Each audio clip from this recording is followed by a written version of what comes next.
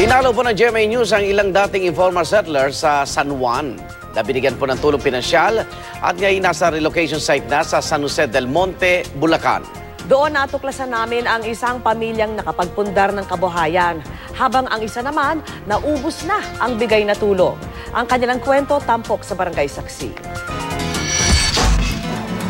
Umaga, tanghali, gabi, big night, snack, meron kami 20 log.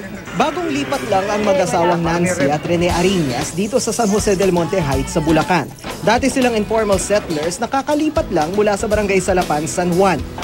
Eto't meron na silang bagong bukas na kainan.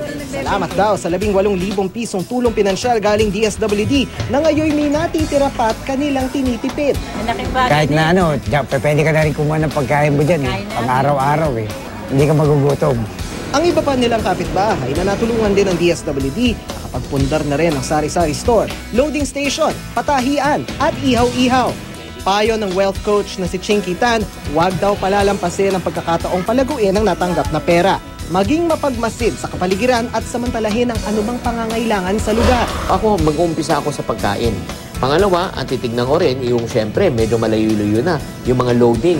Siyempre, lahat yan. Kahit yung sabihin mo, may mga cellphone yan. Pangatlo, negosyong serbisyo. Ano yung negosyong serbisyo? Yung mga masahe, manicure, pedicure. Yan, mga walang puhunan yan. Pero di tulad ng iba nilang kapitbahay, sina Jennifer at Ryan, ubos na raw ang natanggap na halaga. Sa dami raw kasi ng kailangang gamit at binayarang utang, hindi na sila nakapagtabi pa. Ubos na ubos. Kasi marang barya na lang rin ngayon yung pera. Pag nabaryahan, talagang ubos ka agad Hindi mo na mamamalaya, wala ka ng hawak.